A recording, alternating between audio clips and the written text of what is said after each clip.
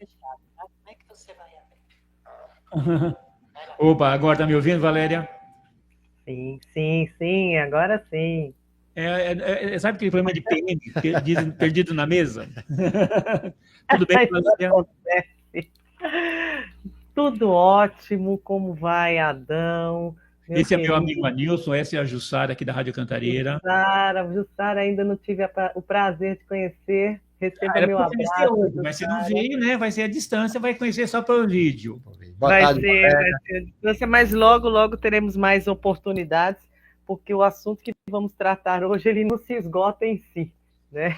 Só realmente a gente vai tratar aqui, ter a oportunidade de trazer os primeiros passos, até, vamos dizer assim, para algumas pessoas sobre o que é a COP, né? Sobre o que são as questões climáticas. Então a gente pode se encontrar muitas vezes ainda pelo ano afora, viu?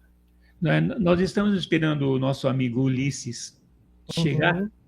porque ele está acompanhando. Acho que chegou agora. Eu vou lá abrir o portão. Você Eu conta... acho que chegou, ele me mandou uma mensagem agora há pouco, que estava Quando subindo o chegar, morro. tá lá na Acabou porta, de chegar, já. está chegando na porta e nós vamos abrir a porta para ele já. E assim, Maravilha. primeira coisa, é um prazer imenso te conhecer, né? Nós nos conhecíamos, mas não sabíamos quem éramos. Verdade, estamos em 3 grupos iguais de É WhatsApp e de mobilizações, né, por questões que a ambientais, gente. políticas e raciais.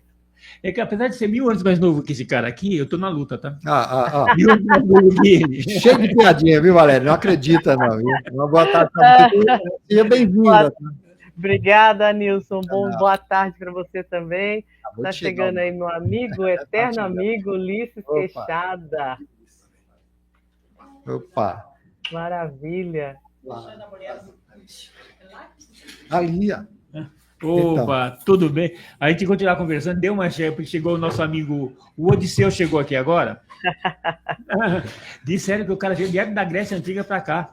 Eu conheço essa história, hein? Conhece essa história? Mas Quem é essa menina bonita que está do lado dele aí? ela é linda. É linda mesmo, viu? Parabéns. O nome faz jus. Linda, deixa eu pedir um favor para você. Tira essa caneca da frente, que ela está em primeiro plano. Você ficou pequenininho atrás dela. É isso. Isso, lindeza. Agora sim, mostra a sua beleza para nós. Sabe, essa aqui, você sempre falando naquelas clareiras reais. É a Kimberly, clareira real. Maravilha, maravilha. O Ulisses já estava aqui comentando o quanto eu estou satisfeita e orgulhosa de estar fazendo parte desse programa hoje. Eu estou aqui no meu escritório, na Ser Silvestre Socioambiental, também tive atividades. Hoje terei depois, nós temos hoje aí atividades aí no Armazém do Campo, inclusive, né? Nós temos as questões ambientais e raciais sendo tratadas, um espaço fantástico ali na Santa Cecília, próximo entre o Marechal Deodoro e a Santa Cecília, em São Paulo. Então, os dias agora são corridos, porque nós temos a COP e nós temos também o mês da consciência negra. Então, não ia dar tempo para eu fazer esse trânsito, né, de chegar até a Brasilândia e estar com vocês. Posso continuar só contando uma história? Deve. Eu cresci nessa rua onde está a rádio, tá? Essa rua onde está a rádio, eu sou da Brasilândia, eu estou em outro bairro há 20 anos, que eu sou do movimento de moradia e tive a honra e a felicidade de, através da luta, ter minha casa própria. Então, estou num outro bairro, mas minha mãe está aí, colegas de infância, parentes, estão todos aí na Brasilândia. A Brasilândia é um lugar que eu circulo muito, e eu cresci nessas ruas aí, onde está o grupo Batuíra. Eu fui voluntária no Batuíra por 20 anos da minha vida. Eu sou uma daquelas crianças dos anos 80, anos 90, que buscava sopa no Batuíra, que se alimentava desse projeto social que é o Batuíra. E hoje eu estou aqui do outro lado da rua, virtualmente, mas estou aqui do outro lado da rua, tendo a honra de falar aí para a Brasilândia toda, porque a audiência de vocês é muito boa, né?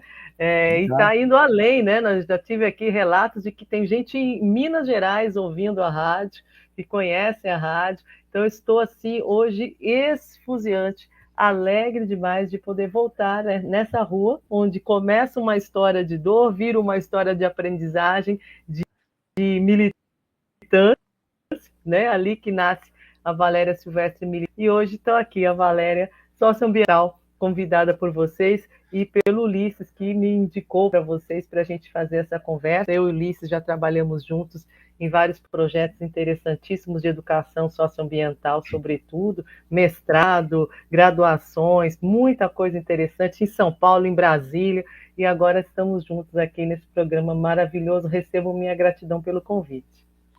Querendo também dar boas-vindas ao Ulisses também, e se apresente, por favor, e ela, a parceira, eu não sei quem é a filha. Ladies first. Mulheres primeiro, por favor. Olha lá. Eu sou a Kimberly, do CCA Marielle Franco, que eu sou presidenta de lá. Há 12 anos já é presidente. Para você ver. Ela, educação ela é... Agora que eu coloquei os óculos aqui, Ulisses, que eu estou vendo quem é essa lindeza. É a Kim. Gente, Kim. Não é possível que essa menina cresceu tanto. Ah, querida, que maravilha, que honra poder ver o seu desenvolvimento aqui, viu? Ó, coração aqueceu totalmente agora, Adão. Agora foi forte, viu? Meu Deus do céu, que maravilha. Você está contando histórias da nossa Vila Brasilândia, ou seja, a gente fala um pouquinho em ecologia, né? Que a gente vai lembrar que existiam aqui no nosso entorno 5 minas d'água que forneciam água para as pessoas que moravam nessa região, quando você está falando aqui nos anos 80, e essas minas ou desapareceram ou viraram esgotos, né? Então a gente... Exatamente. A região do Guarani, lá embaixo, eu sou do Jardim Guarani, ali, do ladinho da escola Alquimia, e nós tínhamos as fontes, aquela região é um crime ambiental a céu aberto. Eu acompanhei, não entendi o que estava acontecendo, tá vendo? Isso de 40 e poucos anos atrás. Não entendi o que estava acontecendo. A gente vai estudando, que a gente cresce, que a gente percebe isso, Adão. A gente viveu um crime ambiental absurdo na Brasilândia. Você está falando de coisas que você não viveu, você só tem 20, como você pode falar de 40 anos atrás? Então, calma. Minha irmã mais velha me conta. Aí está explicado.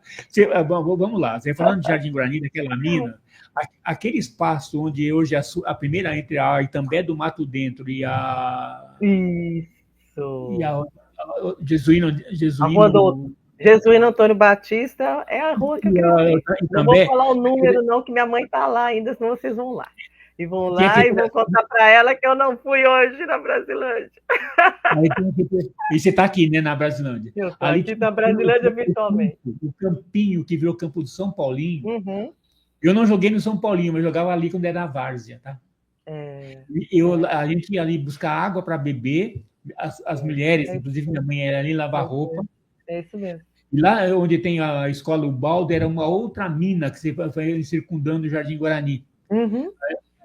Ou seja, são histórias que a gente tem para contar e a gente faz questão de contar essas histórias sempre, é claro, tá? A mãe te contou, é óbvio, né? Minha irmã. Porque, ou seja, mas essa coisa dessas minas d'água que a urbanicidade suicidou, e a gente... Eu me lembro, era criança, eu me lembro de quando chegou a ordem da Companhia de Águas de soterrar os poços. Eu achava um absurdo aquilo, eu não entendia. 1983. 1983. Exatamente. Eu era uma criança de 7, 8 anos, por aí. Você está se entregando à sua idade, hein? Calma. Não, mas eu gosto da minha idade. Eu estou com 51 anos e isso é sobrevivência, porque a maioria das pessoas que eu conheci, não a maioria, mas um percentual muito alto, Adão não está nem vivo. Olha, acho que a gente não vai, né? Não vamos entrar nessa questão agora, mas o que eu tenho de colegas de infância que não estão mais aqui para contar história, ou porque se envolveram com várias coisas, né, que não deveriam, ou por questão de saúde, que não teve tratamento adequado, que não pôde ter um envelhecimento, que se arrebentou em trabalhos, né, e não está mais aqui. Então, assim, eu gosto de falar a minha idade, são 51 anos, nasci na Brasilândia sem asfalto, sem água potável, sem esgoto, transporte, sem luz de rua, né, sem energia, mas era uma Brasilândia do afeto. Era uma Brasilândia onde vizinhos se ajudavam, onde pessoas conheciam o nome das pessoas, né, e eu vi essa transformação acontecendo, desse distanciamento né, na própria periferia. E olha que a periferia ainda é um dos lugares mais acolhedores que tem, porque a gente tem que se ajudar numa periferia. Mas ainda assim, esses 40 anos, houve um grande distanciamento desse convívio que era social, de ir para a calçada, de deixar as crianças brincarem, né, os pais sentarem na calçada, a gente brincar. E quando asfaltaram as ruas, Adão, a gente com carrinho de rolemã. Então, assim, são histórias que a rádio que tem uma função muito especial, inclusive, de deixar registrado isso. Porque nós passamos por uma transformação de um bairro, mas passamos também por uma degradação ambiental, porque nós perdemos muita qualidade de vida com o chamado desenvolvimento do bairro e essa sobrecarga, né, de pessoas que foram para a periferia, onde morar, onde se estabelecer. Eu vou até desafiar você para fazer um programa da história da Terezinha dos últimos 40 anos. Você topar, eu tenho muita coisa que delícia! Do qualquer, a gente bater. Só que eu quero que você venha fazer o estudo, né? Para a gente contar Não, piada. eu vou no estúdio. Vou no estúdio. Eu estou sentindo tanta dor de cotovelo de não estar aí. Promessa de dívida. E eu sou uma pessoa que eu tenho uma memória razoável para boa, e eu lembro de coisas que você vai cair da cadeira, se eu te contar. Eu acho que a gente pode pensar, tem mais alguns convidados, tá? Eu posso te indicar umas pessoas chaves, assim, maravilhosas, que vão contribuir com o bate-papo. Vai ser muito rico. Mas muito rico mesmo. Nós temos uma pauta, né? A gente está falando assim, nós estamos pagando e temos uma pauta. E é isso aí, vamos lá. Tem que botar o Ulisses na linha para falar da pauta. Escutar um pouquinho o Ulisses. Vamos lá. Ulisses ou Odisseu. Vamos lá. Primeiro, boa tarde à Rádio Cantareira, boa tarde a todos que nos acompanham. Primeiro, muito obrigado por mais esse convite. Valéria, obrigado pela presença. Estamos aqui com uma das minhas filhas, a Kimberly, mas acredito que também meus outros filhos estão acompanhando, o Rômulo, o Rêmulo e a Iris. Mas vem cá, você não está juntando muita idade antiga nessa história, não? tem Egito, Fundadores de Roma. Tem Grécia e tem Roma. Aí só voltou a trazer a loba. Quase. Então, bom, eu sou biólogo, mestre em estados inteligentes e sustentáveis, que é um curso que fala sobre toda a dinâmica do organismo que a gente chama, que é a cidade. A cidade, sim, é um organismo vivo e que reage às nossas ações. E atualmente estou no doutorado estudando a arborização das vias, que a gente chama de arborização viária, arborização das ruas. Além de militante ambiental, sou pesquisador e atualmente sou conselheiro de vários parques na zona leste de São Paulo, dentre eles o Parque do Carmo.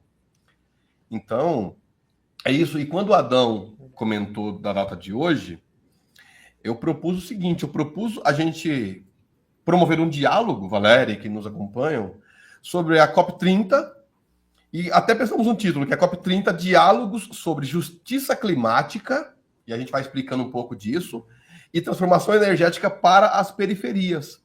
E por que para as periferias? Também ao longo do programa vamos, então, conversando sobre essa dinâmica toda. Você está falando uma coisa assim, teve essa semana na Câmara Federal um pega-paca-pá, para não dizer outra coisa, sobre a expressão justiça climática. Sim. E assim, é claro que para a gente que... Eu não tenho o privilégio da Valéria de ter 50 anos, né? A gente vem de um outro tempo e que a poluição era poeira da rua, né? Não era poeira, não era fumaça de automóvel. Estou falando da Vila Terezinha, tá? Não estou indo lá para Paratinga, na Bahia, não. Estou falando da Vila Terezinha mesmo, tá? Então, a única poluição que nós tínhamos... Paratinga, na Bahia. A única poluição que nós tínhamos nessa época era a poeira da rua, era o lixo orgânico, porque, não, como você falou que não tinha a companhia de água, também não tinha coleta de lixo. E a gente jogava o lixo no quintal, o lixo orgânico virava adubo, então não era poluição. E tinha o lixo não orgânico, esse sim era poluição, que ficava amontoado nos cantos. Só que nesse tempo, aqui pegando no tema dessa questão de meio ambiente, né, essa diferença entre 10 famílias guardarem vidro, porque não existia garrafa, não existia embalagens para leite de plástico, de papel, as Tetra Pak, as garrafas não eram retornáveis, tanto do óleo como do leite, era tudo retornável. Você ia na padaria ou no mercado, ou no armazém, com a garrafa do leite para trocar de leite, trocar o leite quando você queria um leite novo. E o óleo você pegava a granel nas feiras. Estou falando de coisas que você não vai lembrar, é claro, né? Eu sei disso. Você, então, mas já o Anilson é bem anterior a isso. O Anilson é dos moinhos, o Anilson é. Já ficar calado, né? Por isso que eu estou calado. Mas a gente pensa assim, nós estamos falando assim nessa questão de meio ambiente mesmo, assim, porque infelizmente uma coisa que acontece, a gente costuma enaltecer que eu moro numa megalópole como São Paulo, com 12 milhões, com 20 milhões na região metropolitana. Para ter esse número de pessoas, você assassinou diversos outros meios de vida, plantas, bichos e espécies animais. E para a gente falar de meio ambiente, a gente precisa falar de algumas coisas, inclusive de alimentação. Essas 20 milhões ou mais de pessoas que vivem nessa megalópole chamada São Paulo precisam comer e precisam se locomover. E precisam de energia. Ou seja, como a gente vai resolver esse quebra-cabeça nesse século XXI? Bom, primeiro, então, só explicando um pouco para quem nos acompanha, o que é a COP em si. A COP é uma sigla em inglês e, traduzindo para o português, é a Conferência das Partes. E aí, traduzindo em miúdos, quem são as partes? São os países. Porque esse acordo é um acordo mundial. Olha que interessante.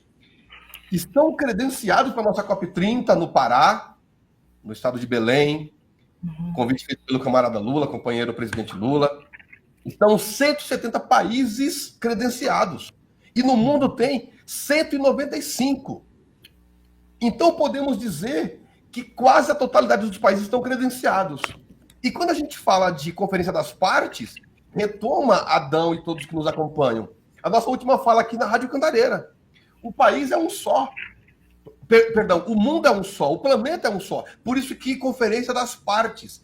Cada país tem uma parte neste planeta, tem um percentual de poluição e tem possibilidades, então, de ir mitigando e minimizando essa geração de poluentes. Adão, você trouxe uma questão importante, que é a seguinte: a existência do ser humano, ela é inerente, ela é diretamente proporcional aos danos, infelizmente, que a gente até chamou de bonito, inventamos um termo bonito, Adão.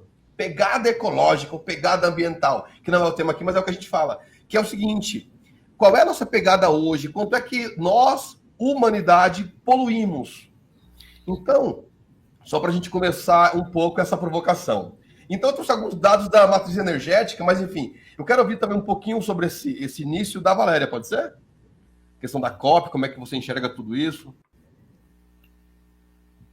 Estão me ouvindo? Estamos, sim. Sim. Tá.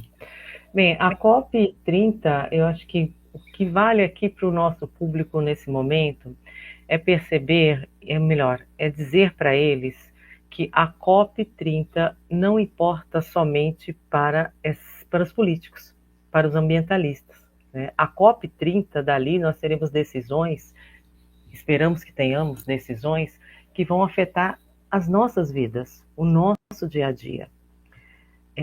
E a vida de quem mora na periferia, e aí falando da justiça climática, que realmente teve um embate por causa da expressão, mas se nós pensarmos que a justiça climática ela é uma oportunidade de nós tratarmos de forma equânime, de forma equilibrada, de forma justa, cada uma das situações do planeta, ou seja, cada povo, cada lugar, cada país. Por que isso? Porque os pobres e a periferia, onde estão os pobres e a grande maioria, é a mais afetada pelas mudanças climáticas, né? Nós tivemos em São Paulo recentemente um grande vendaval, onde ficamos sem energia elétrica, por exemplo, né? Nós tivemos o meu bairro foram 3 dias e meio sem energia elétrica. Certamente foi um impacto para as escolas e para quem deixa seus filhos em escolas e creches e precisam sair para trabalhar. Foi um impacto para os comércios e as pequenas indústrias de bairro que estão aqui, que não conseguem reequilibrar, às vezes, as suas contas no final das contas todas, porque são 3 dias sem produzir. Os mercadinhos foram fechados, mercadorias foram perdidas nas suas geladeiras e nos seus freezers. Quem é um pouco mais avançado tem uma câmara fria. Então, assim, a periferia sentiu enquanto o restante da cidade estava sendo abastecido. Os geradores chegaram rapidamente, muito entre aspas, tá? Mas em comparação com o que não chega na periferia, eu vou chamar de rapidamente, porque a nossa concessionária realmente aparentemente não está conseguindo ter um plano de ação efetivo para as mudanças climáticas. Mas a periferia foi a última a ser atendida. Então, esse impacto da energia que nós tivemos agora recentemente é um exemplo pontual de por que ter uma COP. Por que ter uma discussão? E por que eu e você, que está escutando, e os movimentos e as lideranças precisam estar nesses espaços de discussões? Porque muitas pessoas que estão ali nos espaços de discussões, eles são excelentes teólogos. São excelentes teólogos. Né? Teóricos. Mas, na prática, quem está vivendo tudo isso somos nós. Quem está acumulando poluição no seu dia a dia, no respirar, na alimentação, na impossibilidade de ter qualidade de vida, porque a gente sai de manhã, vai trabalhar e volta para casas pequenas, apertadas, insalubres, né, sem condições de ter uma qualidade de saúde mental muitas vezes, porque a gente está em cima do outro na periferia, e cada vez mais quando a gente anda na periferia, a gente vê os puxadinhos acontecendo nas moradias, porque volta filho, volta neto, porque não tem condições econômicas de se manter fora da casa originária, né? Vou dizer assim, essa casa que começou lá há 30, 40 anos atrás, nessa periferia que a gente está contando aqui, né? A casa da minha mãe foi construída há mais de 50 anos, né? Ela casou e depois que me teve já tinham essa casa, né? Começou com 2 cômodos naquele terreno, que hoje quem olha de fora fala, nossa, que terreno grande, né? Porque naquela época era inclusive a divisão,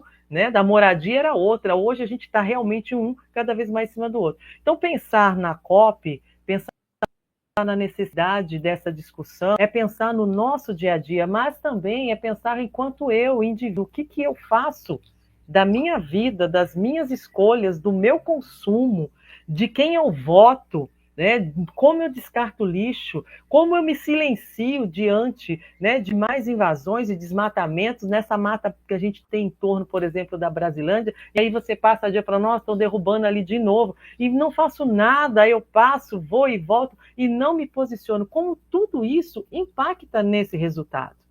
Porque esse resultado não é só do presidente, esse resultado não é somente dos chefes de Estado, esse resultado é da nação.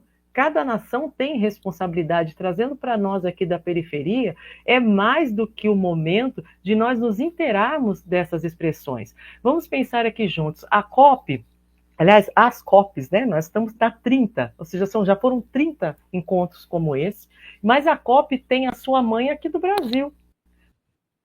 Porque ela, na Rio 92, é onde tem a conferência, é o marco da minha própria vida, né? Onde eu desperto enquanto jovem, pré-adolescente, curiosa, e me desperto para essa questão ambiental.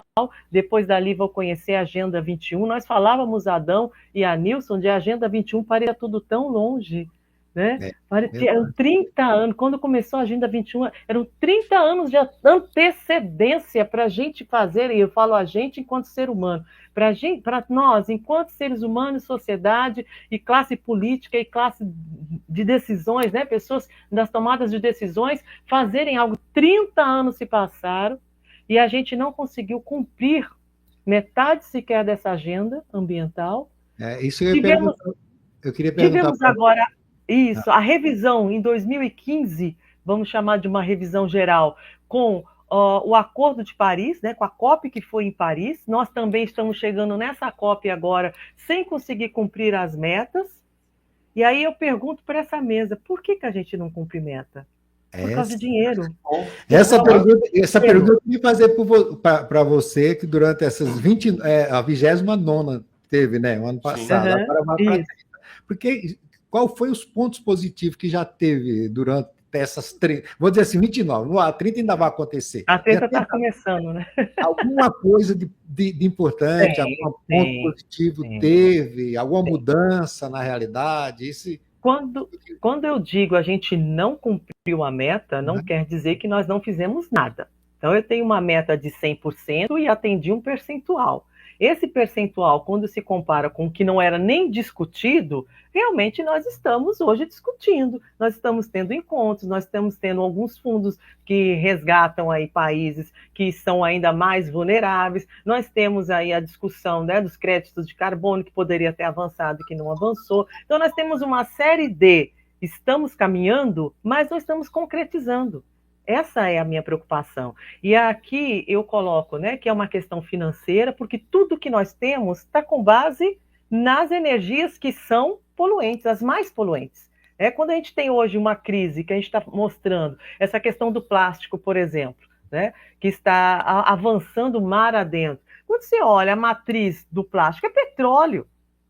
Quem cuida do petróleo? Não é a massa, não é a maioria. Quem coloca esse produto e faz esse produto ser cada vez mais necessário e não se investe em alternativas? Porque a gente tem uma disputa de espaço. Falando da transição energética, hoje nós temos no Brasil, hoje não, já há algum tempo, mas nós temos no Brasil cerca de 22% apenas do Brasil trabalhando já com energia solar fotovoltaica. Eu sou desse setor, eu sou representante comercial de uma empresa e comercializo os kits e comercializo as placas e todo o projeto e a homologação, toda a burocracia. A nossa empresa é responsável por atender esse cliente. Só que, quando nós estamos hoje verificando as narrativas e as disputas com a fala das concessionárias, elas estão impulsionando as pessoas a passarem a ter medo de instalar na sua casa a energia solar. Porque é uma disputa. E aqui eu vou fechar minha fala e dizer assim, como é que a gente contorna tudo isso? Eu, como mestre em gestão e práticas educacionais, que tive agora minha última dissertação pautada em educação socioambiental, pautada em Paulo Freire, nós conseguiríamos fazer mudanças de baixo para cima com educação crítica, com a compreensão de que o que estão derramando sobre nós é vantagem para alguém e não é vantagem para nós. E somente através da educação a gente conseguiria. E aí nós estamos aqui voltando novamente para a Eco 92. Nós tínhamos um plano excelente de educação ambiental, temos uma legislação de educação ambiental.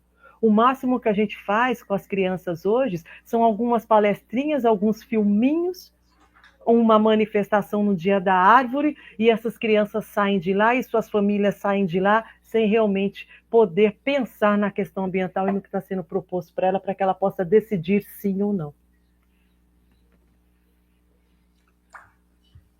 Bom, foi feita uma pergunta, eu comecei uma resposta, Valéria. Agora, então, eu vou trazer alguns dados só para a gente entender um pouco qual é a importância disso. A matriz energética do mundo. 30% petróleo e derivados. 27% carvão mineral. Gás natural, 23%. Agora, vamos ver a matriz energética do Brasil.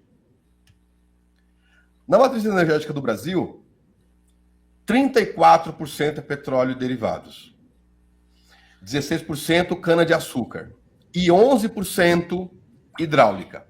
Isso a energética. Só que a elétrica muda muito. E eu trouxe também. No comparativo primeiro da matriz energética do mundo e do Brasil. Enquanto o Brasil tem 86 renováveis, o mundo tem 29,5. O Brasil tem 86. O mundo, 29,5. Vamos arredondar para 30, vai, para ajudar. Então, nós temos 50% a mais no percentual na matriz energética. Agora, olha na matriz elétrica, como os dados mudam ainda mais.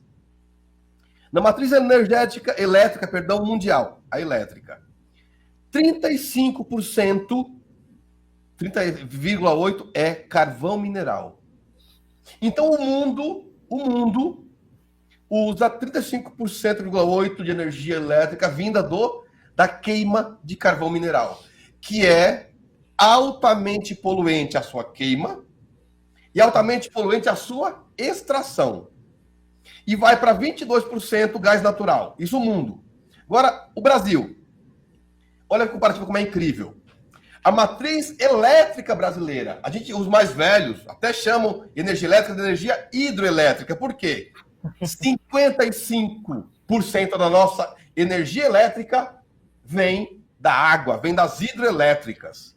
E só provocando. Vamos lá. Esse restinho não é o gás, não é o petróleo para os Sim, carros? sim. Aí tem, inclusive, ó, a nossa eólica já está com 14%.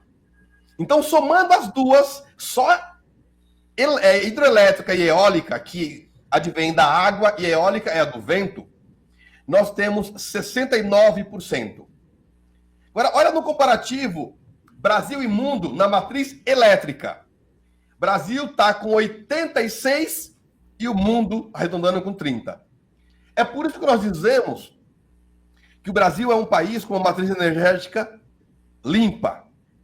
Porém, tem problemas, e vamos abordar aqui. Tem até alguns slides falando sobre isso. Mas por que esses dados são importantes, então, Valéria, Adão e quem nos ouve? Porque a Valéria falou uma coisa, e eu já ia falar, e vou reforçar agora. Quando a COP é chamada de Conferência das Partes, que são os países, cada país é uma parte deste planeta, que é um só, dessa casa comum, quando o governo ele assume um protocolo, isso inclui que a sua população também vai assumir esse protocolo. Porque o grande problema que foi colocado aqui é porque não alcançamos ainda. E eu vou jogar bem limpo com vocês. A questão é simples. Quem vai pagar a conta? Somos nós. Entendeu? Porque assim, ó, vamos lá. O Brasil já tem uma matriz energética e elétrica bem limpa. 86% de renováveis. Mas, mesmo assim, ainda falta 14%, que é mudar o combustível dos veículos, mudar a nossa energia dentro de casa e as outras fontes. E o mundo, se muito, está com 30%. Então, o mundo tem que mudar 70%. Isso inclui parar de queimar carvão mineral. Isso inclui, tem países inteiros que funcionam à base de carvão mineral. Posso provocar um pouquinho? Eu queria até. Depois eu falo. Eu não sei porque houve uma guerra na Rússia-Ucrânia, que com essa guerra houve uma proibição da Rússia exportar gás natural para a Europa. Isso, além dos desgastes que nessa desgaste Sim. da guerra, Sim. não desgasta também o meio ambiente? Ó, eu vou responder a sua provocação, Adão, mas só para a gente fazer uma provocação, a mulher que está aqui na mesa com a gente, a Kimberly. Kimberly. Aquela areia do real? Sim. Kimberly, vamos lá. Você que é a mais jovem aqui do nosso debate, você se imagina vivendo sem energia? Não. Por que não? No que você usa energia hoje? Eu uso para estudar, uso para mexer no celular, tomar banho, para praticamente tudo agora. Boa. Boa. Então, a quem nos ouve, o nosso debate permeia muito energia, energia e energia, por uma questão simples que a Kimberly nos trouxe. Hoje não nos imaginamos mais sem o uso da energia. Seja ela hidrelétrica, eólica, fotovoltaica. Eu estou citando aqui só as limpas, tá? As, digamos, limpas com problemas, porque todas têm os seus possíveis problemas. Então, não existe zero, né? Todos têm um impacto ambiental, todos, não tem como. Exatamente. Então, só para trazer um pouco das ODS para o nosso debate, olha só. Eu acredito que hoje, esse nosso bate-papo sobre a COP30 e sobre essa transformação energética, falando das periferias, nós temos pelo menos 7 ODS que estão ligadas diretamente, que é saúde e bem-estar, que é a 3, a 6, que é água potável e saneamento, a 11, que é cidades sustentáveis, a 12, consumo e produção responsável, A 13, ação contra a mudança global do clima. Essa é inegável. A 14, que fala sobre a vida na água. E a 15, que é vida terrestre. Então, olha só, pelo menos 7 ODS aqui permeiam essa nossa conversa. Mas vamos lá tentar nortear um pouco a questão que o Adão nos trouxe. Quando, então, existia a URSS, União das Repúblicas Socialistas Soviéticas, era um bloco muito grande, teve um rompimento do bloco, a Rússia ficou com um grande território e foi desmembrando em outros estados, países. Dentre eles, a Ucrânia. Qual era o acordo desses países com a Rússia? Primeiro acordo, nunca entrarem para a OTAN, Aliança, Organização do Tratado do Atlântico Norte. Por quê? Para a Rússia não ter nenhum perigo de ser atacada militarmente pelos Estados Unidos. Esse foi um dos principais acordos que todos os países assumiram com a Rússia. Olha, nunca vamos entrar para a OTAN. Os ucranianos resolveram votar para presidente em um palhaço, realmente, o Vladimir. O Vladimir. O ator comediante. Como presidente. E ele, aliou-se com os Estados Unidos e, para provocar os Estados Unidos, a Rússia quis entrar na OTAN. Então, e o porquê tudo isso? Estamos falando de poderio, estamos falando de matéria-prima. Inclusive, se quiser até falar sobre um pouquinho da Venezuela, é parecido. Mas vamos lá. Então, o acordo era esse. Então, no que a Ucrânia quis provocar a Rússia dessa forma, ela abriu brecha para começar um confronto bélico. Tanto que, praticamente, Estados Unidos, Europa contra a Rússia, que está na Europa. Que é um contrassenso muito grande, mas, enfim, trocando em miúdos, é um pouco disso. Por exemplo, por que Estados Unidos está atacando embarcações saídas da Venezuela? Não é para pegar narcotraficantes, não. É porque a Venezuela tem a maior reserva de petróleo conhecida no mundo. Quando os Estados Unidos diz que quer destruir os nossos vizinhos, nossos irmãos venezuelanos, isso é, inclusive, um perigo para o Brasil. O Brasil tem muita água, tem biodiversidade. Se amanhã for a mesma desculpa, não, eu vou atacar os navios que saírem do Brasil, com a mesma desculpa, e aí invade aqui e rouba os nossos... Provocando. Amanhã e a Nigéria hoje é amanhã? Boa. Vamos lá. Obrigado. Mas antes eu gostaria de fazer a minha pergunta, você já fez a sua, agora eu gostaria de saber, nos primeiros dias do governo Trump, vamos dizer assim, ele anunciou várias medidas, como a saída do Acordo de Paris e diretrizes para incentivar o uso de combustíveis. Uma situação que ninguém merecia. E aí, o que é que pode acontecer em decisões? Vão ficar pior? Como é que ele decidiu mesmo? Como é que vai se resolver isso? Porque o acordo que foi feito, ele quebrou. E aí? Eu gostaria de informação. O Denis, puder? A Nilson. Valéria, pode falar. Depois o que eu percebo pelos noticiários e por pessoas que eu conheço que estão naquele país, é que a figura desse presidente, além de estar tornando-se cada vez mais desgastada, está sendo provado que ele não é indiferente, porque ter um presidente encabeçando algo numa nação realmente faz toda a diferença. Mas, quando nós percebemos que prefeitos das cidades norte-americanas, dos Estados Unidos, estão participando de discussões qualificadas sobre o clima, quando nós percebemos que empresas, inclusive empresas de grande porte, estão fazendo essa discussão para a redução das emissões, para a redução da temperatura, para o alcance das metas. Eu acho que tira um pouco o foco, e acho que a gente deveria colocar esse cidadão no lugar dele, de nos preocuparmos um pouco com a figura dele e, de repente, começar a fortalecer essas outras figuras que, dentro do território desse presidente, que sai de um acordo como esse, extremamente necessário para o planeta, para a vida no planeta Terra, ele torna-se alguém que a gente não deveria mais procurar, sabe? Ele torna-se alguém que a gente deveria isolar e encontrar outros meios com esse país para que se fortalecesse, porque daqui a pouco vamos ter novas eleições. A gente acabou de ver eleições acontecendo nos Estados Unidos, onde pessoas extremamente contrárias a ele estão sendo eleitas, né? Onde narrativas que ele desconstruiu e que fez todo sentido naquela época para quem apoiava ele, hoje está sendo desconstruída pela prática que estão se observando, que é impensável você está num país globalizado sem negociar de forma globalizada,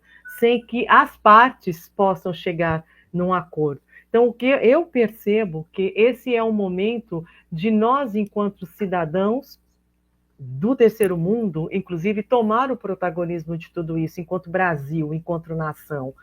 O nosso país, o Ulisses acabou de colocar os números, quando nós colocamos, são números inteiros, né? Obviamente, tem gente que ouviu esses números e fala assim, mas aqui na minha rua, mas aqui na minha cidade, que são números inteiros, política pública é assim, a gente olha os números inteiros. Eu tive um grande professor que estaria aqui hoje certamente, né? Professor Mauro Leonel, trazendo seu brilhantismo para discutir conosco, né? O Ulisses também teve a oportunidade de conhecer, foi um dos orientadores que tive na USP, e ele dizia para mim, Valéria, atrás de cada número tem uma vida, você vai ser gestora de políticas públicas, observe as vidas, porque os números são para os tecnocratas. Então, a gente tem essa quantidade de números. Se a gente perguntar aqui quais foram os primeiros números que o Ulisses falou aqui, a gente às vezes não vai nem conseguir lembrar, porque são números. Agora, quando a gente traz isso para a nossa vivência, né, e traz isso para mostrar o gigantesco país que nós temos, que é o Brasil, né, mostrar que o Brasil ele está à frente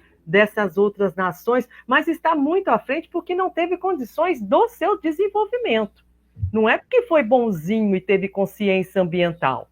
Ele foi conservado como colônia mesmo, né? Daqui sai a matéria-prima para praticamente todos os outros. Nós não temos uma grande industrialização. Então, aparentemente, o Brasil, olha que maravilha, o Brasil é o mais ambiental dos outros do planeta. Mas não é porque não teve oportunidade, porque se tivesse, nós seríamos tão poluentes quanto uma China, né, que teve sua população desmaiando na rua recentemente porque não tinha como respirar mais de tanta poluição. Agora, aproveitando que nós não tivemos a condição que governos anteriores, inclusive, aliás, principalmente, né, na época militar, desejavam derrubar esse país inteiro e passar cimento em tudo, não deu certo. Sorte nossa, porque hoje nós estamos chegando no século XXI, ambientalmente, à frente dos outros países. Mas estamos à frente porque temos mata, porque temos floresta. As nossas florestas, quando são derrubadas, elas poluem muito mais do que qualquer outro país industrializado. Então, fechando aqui a minha fala, é um momento de procurarmos o protagonismo local, de pegarmos essas grandes nações que são negacionistas, né? Porque nós temos aí o negacionista raiz, que é a figura desse senhor, mas temos também esse negacionista que é o light, né? Que é esse que vai cozinhando aqui no populacho, cozinhando galo, né? Que vai, não, a gente pega agora com o dinheiro do petróleo, a gente faz mais um fundo não sei das quantas, não, a gente está poluindo, mas a gente faz uma compensação ambiental em outro lugar, e é nessa daí que de Agenda 21 até agora passaram-se mais de 30 anos. Então, o meu pedido de alerta seria para nós observarmos isso, não concentrarmos mais energia em quem não quer, ponto e acabou, localizarmos quem quer, somarmos força com quem quer e tomar cuidado com o banho-maria. Camaradas, o Adão fez uma provocação e o Arilson fez outra. E que bom, gosto de provocações. Estamos aqui para isso, para tentar dialogar com os nossos. Eu falei, Valéria, na nossa última conversa aqui na Rádio Cantareira, que eu me sinto na obrigação moral, enquanto pesquisador, enquanto cientista, de trazer todo aquele conteúdo pesado acadêmico com uma linguagem didática. Usual, isso mesmo. Usual, lembrando do imortal mestre Paulo Freire. Nosso querido. Meu, no caso, amigo. Que honra, hein? Nosso imortal, nosso mestre Paulo Freire. Então, olha só. A provocação do Adão foi sobre os irmãos do continente africano. É. Pois bem, essa pulseira é porque eu sou descendente dos pancararus do agreste pernambucano. Esta bata é em homenagem ao povo africano. Hoje, um dos debates que a COP traz e que o Brasil traz para a COP é como a COP, Conferência das Partes, onde governos dialogam, negociam, como fazer serem ouvidos os povos tradicionais, os povos originários do Brasil e do mundo. Quando, Adão, você me traz a problemática atual da África, eu falo África enquanto continente, que são muitos países, a África é um continente, a África do Sul é o país, então tem muitos países na África. 38, tá? 38 ou 53? É 53. É 53. É. Então, olha só, quando lembramos nossos irmãos africanos, e as guerras lá, infelizmente, a quem nos acompanham, não são tão divulgadas. Nós temos que caçar informações sobre. E as guerras lá, os conflitos, as guerras, continuam sendo, Adão, pelo mesmo motivo. Econômico. Recursos minerais, dinheiro, economia. Dinheiro, sempre dinheiro. É o mesmo da COP. Quem vai pagar a conta? E nós entendemos que o justo não é a periferia, não são os países pobres pagarem, são os mais ricos pagarem mais. Por isso que o companheiro Lula acabou de lançar mais um fundo das florestas, para termos florestas em pé, não só no Brasil, mas na Venezuela, na Colômbia, na África do Sul, no Zimbábue. E em todos os países, nós temos que enxergar a importância da floresta em pé, que a gente chama, da árvore ali em pé. Isso tem um custo. Isso tem um custo, por exemplo, para os companheiros do Pará. Um custo e um privilégio para alguém. E isso tem um custo, por exemplo, e um privilégio para os companheiros do Pará, da Amazônia, que é, vamos desenvolver. Opa, desculpa, eu falei privilégio para quem não está lá, tá? Sim.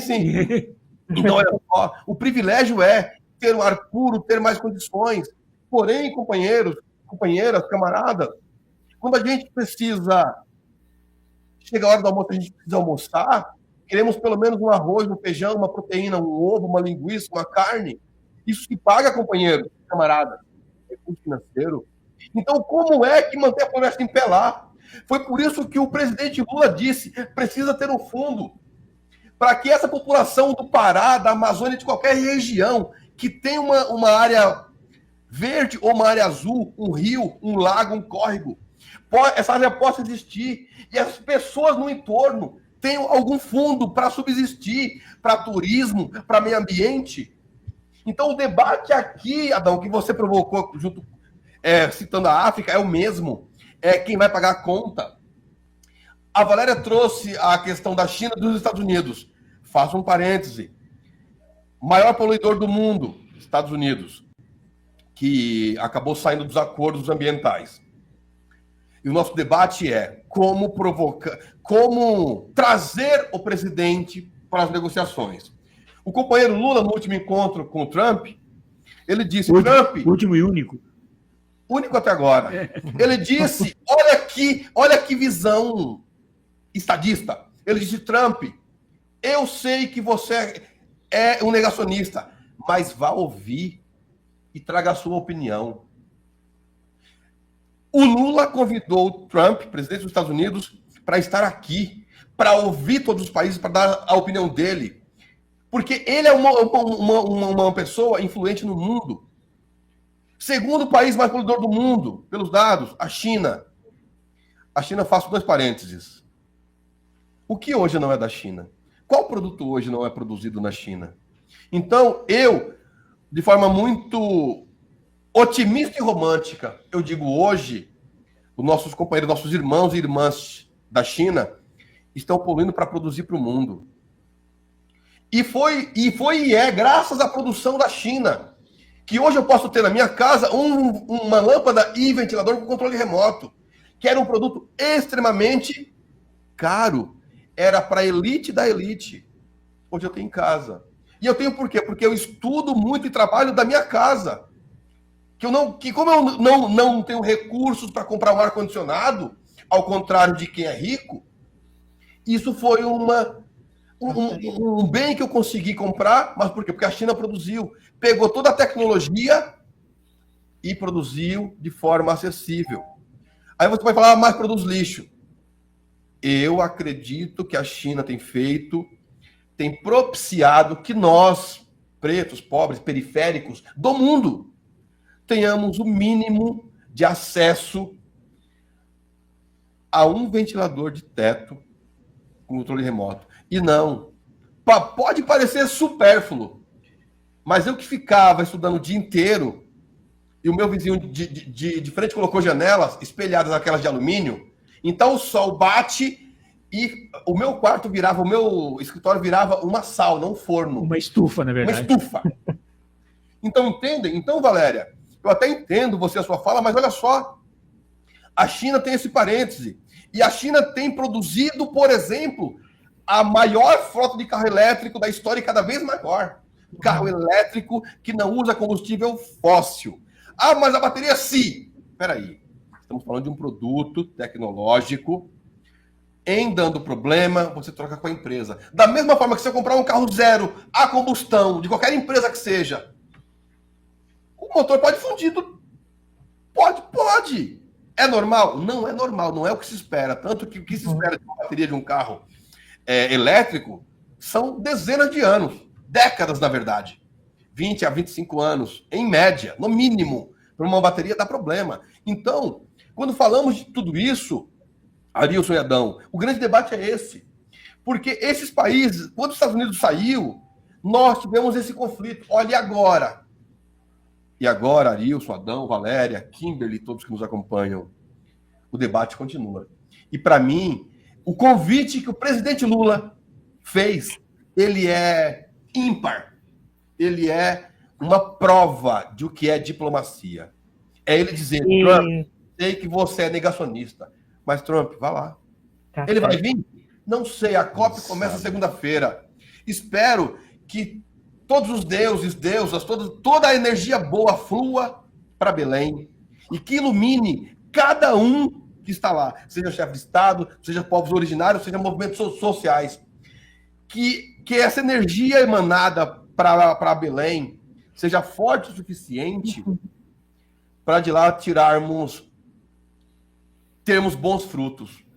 O Fundo das Florestas que o companheiro Lula propôs e que já tem dinheiro de vários países, tem a promessa de dinheiro. Então, o Lula propôs e já aportou recurso. E todos os países estão aportando. Isso é importante. Todos vão aportar? Não sei. Certamente não. Então, Adão, mas nós somos educadores, somos ambientalistas. Eu queria falar uma coisa para você, tá? Vai lá. Eu sempre falo que no mundo o não já tem. Sim. Então, eu sei que nem todo mundo concorda comigo. Até porque todo mundo concordar comigo, o mundo vai ficar meio sem graça, Sim. tá? Mas, ou seja, se a gente não começar a fazer as coisas, porque, vou brincar aqui, tá? Eu não vou tomar cerveja porque você não toma. Eu não vou tomar cerveja nunca, talvez. Então, nós precisamos fazer a nossa parte, mesmo que a nossa parte não agrade os outros. Se nós tivermos consciência de estar fazendo o melhor. Se nós fazemos a nossa parte, não sendo negacionista, porque fazendo a nossa parte negando, por exemplo, nós vamos voltar à terra plana. Então. E também, né, como a Valéria falou, assim, viu, Valéria, como você falou, deixar de lado, apesar dessa decisão que ele tomou, que o Trump tomou, deixou ele de lado e continua. A COP vai ter a COP, não é porque ele tomou essa decisão que ele achava que não ia acontecer, né? Então, o que é que os outros países estão fazendo? Não vai acontecer sim, nós vamos ter positivos, sim, que é interessante. Anilson, o que você fez agora foi uma frase sintetizando tudo que eu disse. Porque o que eu estou dizendo é exatamente isso. Enquanto a gente fica contemplando os negacionistas, porque eles são importantes, porque eles são potência, porque eles são, nós passamos 30 anos e fizemos muito aquém do que poderíamos fazer.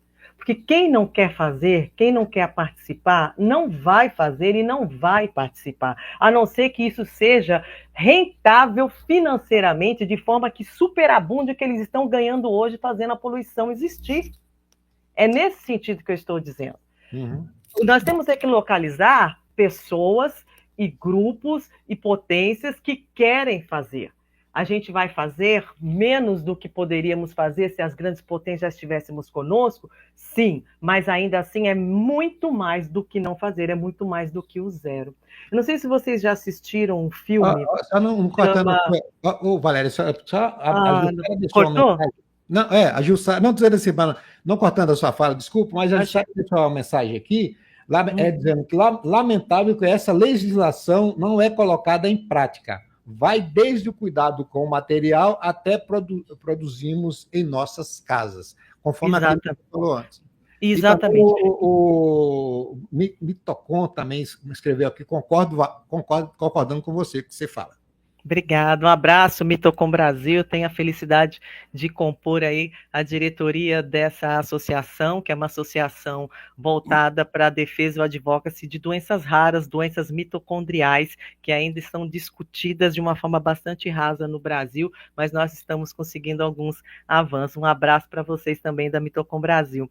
Bem, então, finalizando aqui nesse sentido de que precisamos agir, né, de colocar na mesa quem que está no jogo, colocar na mesa quem é a favor, colocar na mesa quem só está fazendo marketing nessa COP, quem colocar a favor, quem veio só para conturbar, para pedir revisão, para pedir nova leitura, colocar na mesa quem já está realmente fazendo algo e colocar na mesa quem já está na emergência climática, que é um outro nível de problemas e de dores causadas por questões ambientais. Identificar quem são esses atores e fazer com que essa temática circule entre eles de acordo com o que cada um pode fazer ou quer fazer ou vai fazer. Mas fazer.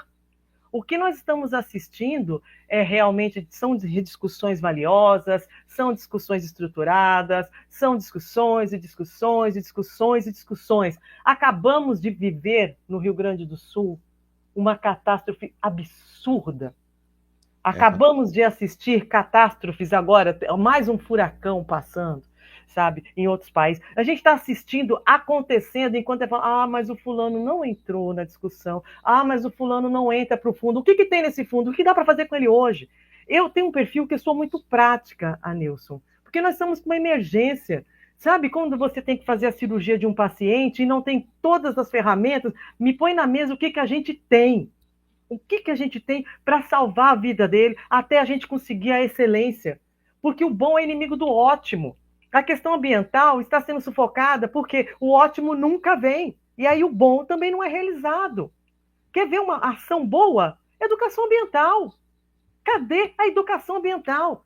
Muitas pessoas não compreendem o discurso, não compreendem as falas, não compreendem o telejornal, não compreendem essa mesa desses atores. Tem gente passando por boazinha, tem gente passando por má porque fala o que pensa e fala o que tem que ser feito, porque as pessoas não têm senso crítico e a educação falhou. Nós não fomos treinados para compreender o nível altíssimo de disputa que está sendo colocado. A disputa aqui é capital, é um sistema capitalista que está sufocado. É ele que está agonizando. É o que a gente vê, né? Exatamente. Quem é líder dele não quer agonizar e morrer junto. Então, os grandes capitalistas, eles dependem dessa destruição para ficar mais ricos ainda, né? Exatamente. Aí você pega uma empresa que fatura $1 bilhão. Ela não poderia viver com 1.800.000? Será que realmente ela não poderia? Não, não pode. Por quê? Porque é a ganância. E aí eu, enquanto consumidora, continuo apoiando essa empresa. É ótimo eu ter muitos produtos, é ótimo eu ter a possibilidade de ter coisas que eu não tive, mas se eu tenho um senso crítico, eu não vou apoiar. Por exemplo, tem uma ilha, eu estou aqui buscando algumas informações aqui de memória. Tem uma ilha na África do Sul, onde a sua floresta está sendo derrubada para virar óleo. E sabe para que serve esse óleo? Para salvar a vida? Não. Para abastecer fast food pelo mundo afora. Porque é um óleo mais barato do que o óleo de soja. Então, cada vez que eu estou comendo batatinha, que eu estou comendo um sanduíche que não é comida, né? É saboroso, é gostoso. Valéria, você nunca come? Já comi, às vezes como. Mas depois de ler isso, nunca mais foi o mesmo prazer de comer. É essa escolha que a gente não consegue fazer porque a gente não tem educação ambiental, a gente não sabe de onde vêm as coisas. A gente não sabe o dano que está sendo deixado para trás, para que fast foods estejam nos shoppings e nas ruas e nas estradas, fritando os seus hambúrgueres, fritando suas batatinhas. E eu não tenho condição, enquanto cidadão que não tem educação crítica, de fazer essa escolha. Quando eu passo a ter essa sensação, essa noção crítica, eu falo, não, dessa empresa eu não consumo. Poxa vida. Assisti um documentário recentemente, e eu gosto muito de documentários, sabe? Porque eles registram a história, registram acontecimentos de uma forma assim que a gente acaba, nós vamos, né, entramos num processo de imersão com aquelas dores. E esse documentário falava sobre baleias. E era um local onde o rapaz, quando passava naquela praia, hoje área de proteção ambiental, depois de 40 e poucos anos, quase 50 anos, as baleias estão protegidas naquele território, e aí ele começa a mostrar fotos de como era. Aquela matança de baleia, aquelas fotos preto e branco de pessoas orgulhosas matando as baleias. Agora, para que matava a baleia, Adão? Para tirar o óleo dela, para iluminar o lampião de rua.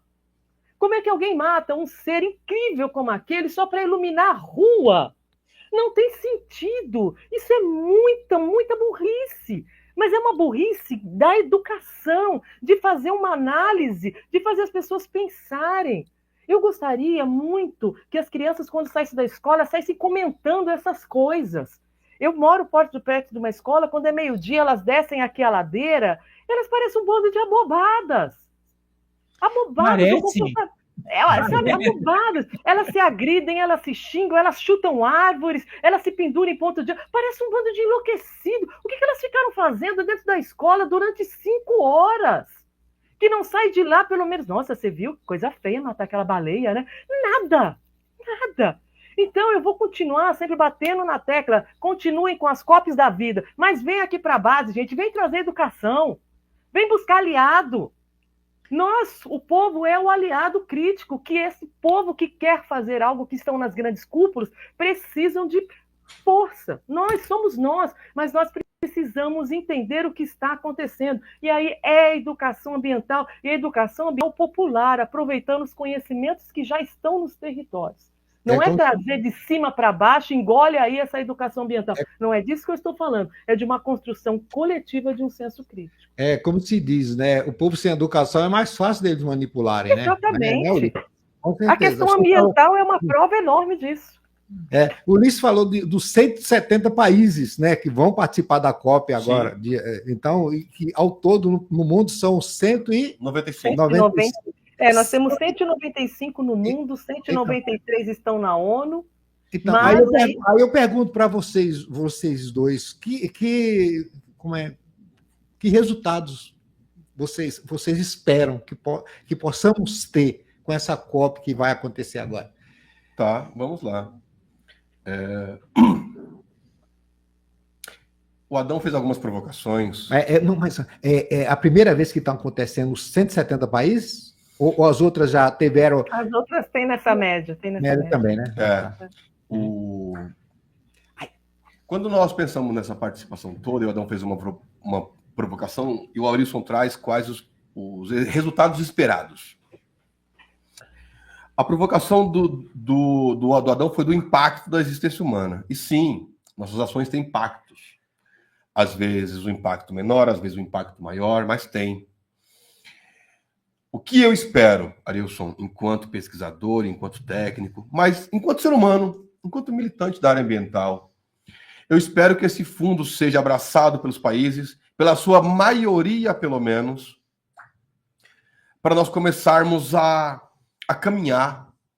Porque, repito, a Amazônia é longe. Eu sempre falo isso nas minhas falas, Arilson, Adão.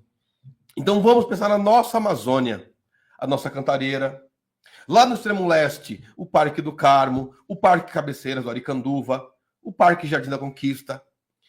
Então, o que essas áreas verdes e azuis para quem nos ouve, é como chamamos os corpos d'água.